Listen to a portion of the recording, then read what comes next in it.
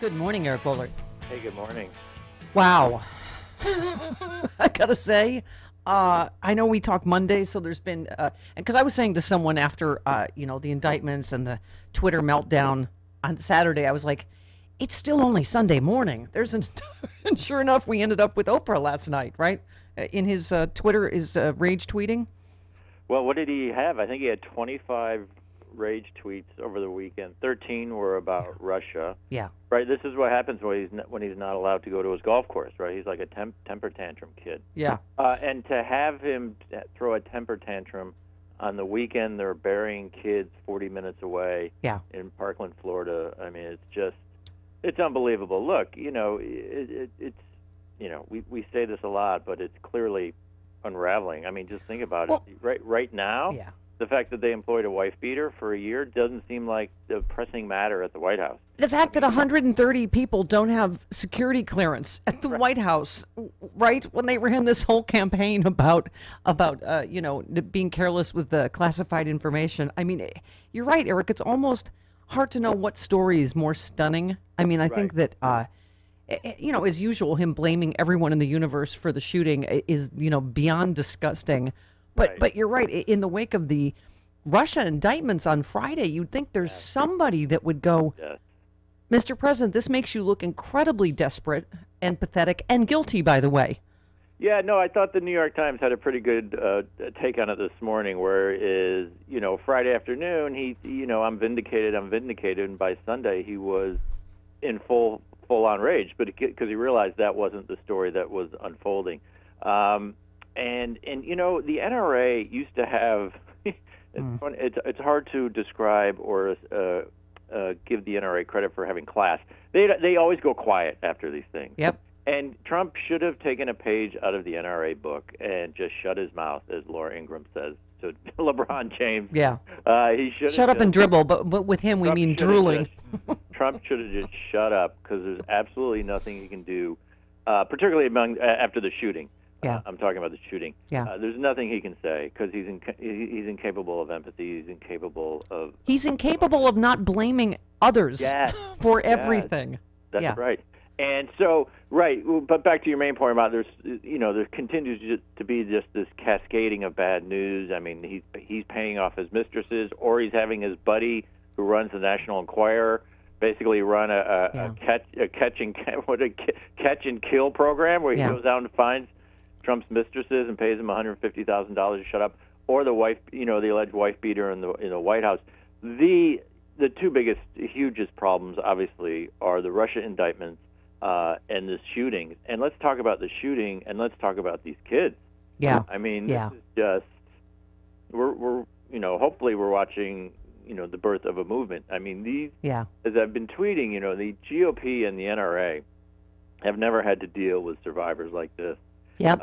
These kids, are so smart, and they're so savvy, and they're just cutting through the BS with chainsaws. And they're not only are they not awed by the President of the United States, they can't stand this guy, and they're not playing with platitudes. They are just knocking this guy down. Yeah, boy, they're gonna. It's amazing to see, and the Republicans and the NRA have no response, and they are scrambling, because they have never had to deal with a media-savvy, pushback, authentic, sincere, angry movement like this. Yeah, and Eric, just this morning, it's the first time the White House has ever had to react. They basically say, the president believes in stronger background. It's like, really? That's right. Now we'll see if anything happens, but you can tell that this has scared the bejesus out of them, what's going on in Florida.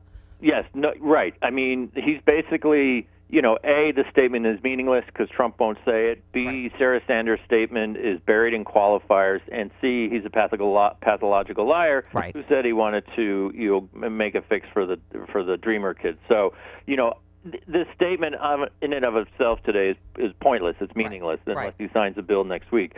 But your larger point is a good one. Yes, they're obviously in desperation. If you take this statement seriously, Trump and the Republican Party is saying, we will now vote for the background check bill that Barack Obama could not get a vote on, even though it was supported by 90% of Americans. So, they're obviously scrambling. And it's amazing to look at where the politics of guns in the NRA is, I mean, if we go back 15 years in the Democratic Party, it was, people did not want to talk about guns.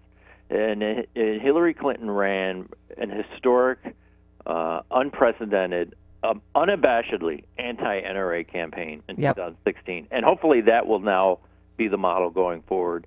And so Democrats are on the offensive, and Republicans, in the past, they've just not had to deal Right, and with I think everybody's on notice. People that voted against the Brady bill, people that voted against letting the Sandy Hook family sue gun manufacturers. I mean, I think, and this weekend, as you tweeted, it's almost like there's a Russia-NRA connection. But I mean, all these stories coming together, right? That obviously the FBI investigating whether Russia funneled, some of this $30 million the NRA spent for Trump, right? Yeah, no, 2016, the NRA's budget was $415 million, 80 of that which was on the campaign. NRA budget had never exceeded $300 million in the history of the organization. And suddenly, during this campaign year, their budget goes up by a quarter.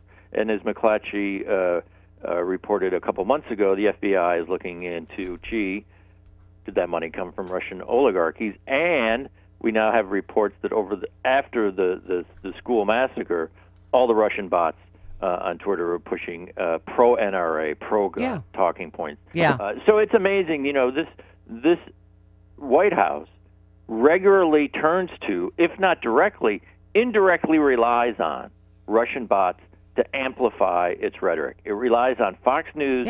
It relies on Russian bots. Right. It relies on Russian bots for domestic messaging. I mean, that is frightening. But I love, you wrote a piece, Shooting Survivors Shame Fox News contributor for her tasteless tweet. I love that they're not just calling out Trump. They're calling out all of his enablers and apologists, right? This is, what's her name, Tommy Lauren? Again, like with the NRA talking behind about, couldn't Democrats wait a minute until bodies are cold before they Right, and so at least two students from Parkland just destroyed her tweets, right? Oh, destroyed. Look, these people, they're, whether it's Tommy or these others, they are used to being in their bubble. She likes it when you call her Tammy, by the way. Tommy Lamppost, that's my favorite. Tammy, everyone, they're in their bubble, right? So they're on Fox News. They don't have to deal with this. And then, you're not in a bubble. You're on social media. And so anyone can jump into your mentions. Oh, and by the way, if it's a survivor, that is going to be painful for you because in this case, these two young women just absolutely destroyed her. And it's funny because the Fox News are just regurgitating these same talking points over and over. Don't politicize. It wouldn't do anything if we got rid of guns. And these kids, they are kids. They're here to say, you know what, we're not buying that anymore. And Eric, I mean, I just love the events of the entire weekend when you think about it. You referenced Laura Ingraham thinking, that she's got a winning point, telling LeBron James to shut up and dribble. And, you look at his response and people's response and, that Black Panther breaking box office records, them registering black voters. I feel like the president is so ridiculous, he makes everyone around him look ridiculous. This is Jeanine Pirro. You've got to listen to this. This is Jeanine Pirro on Fox. Make me? Yeah, I am. The FBI was stained and politicized by Mr. Holier-than-thou Jim Comey. But the seeds were sowed by former FBI Director Bob Mueller, the one now investigating President Trump. It's time to stop this charade. Time to return the FBI to its original mission. In case you missed that, Eric, that was Jeanine Pirro blaming Jim Comey and Bob Mueller for the shooting in Parkland. I think she blamed Obama too, right? Yes, she did. Yes. But going back to the LeBron thing, and again, that ties into what we were just saying. Like, they think they exist in a bubble. LeBron has his own media company. Right.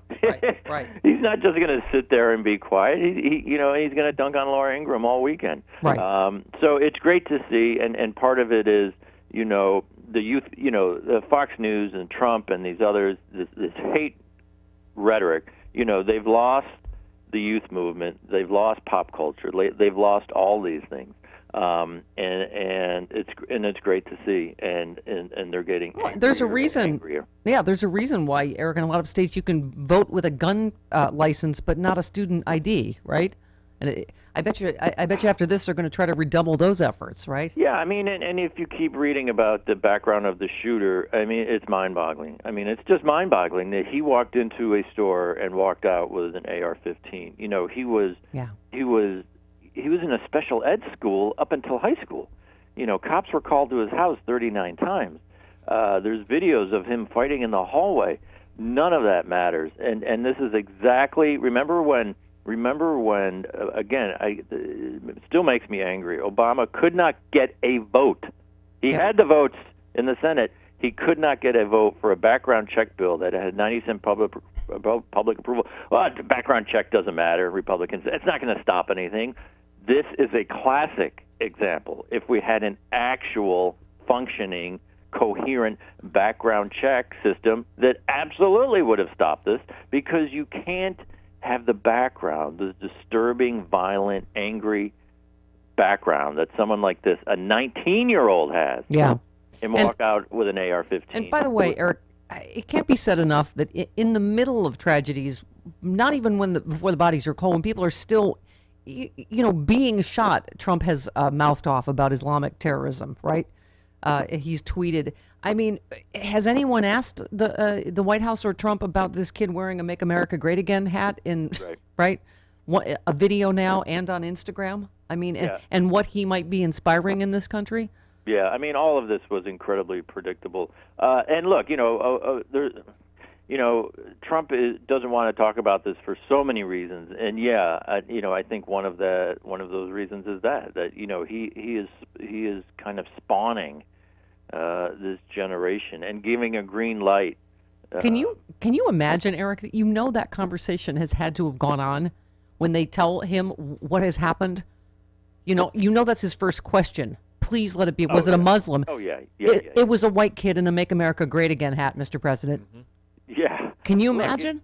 Right. And we see this all the time, and it's the same thing over and over, and it's the same profile over and over.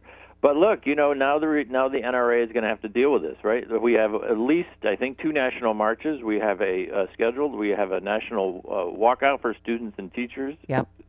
Scheduled. Yep. This is not going away, and it's an election year, and the Republican Party can, these old platitudes aren't going to work. Yeah, I mean, and guess what? Mueller is coming, and the blue wave is coming, Eric. And we haven't even talked that much about Russia and Mueller. Next will come the hacking indictments, next will come the money laundering indictments, and next will come the obstruction of justice indictment. Oy. And that's why Trump had the weekend that he had on Twitter when he wasn't allowed to go golfing.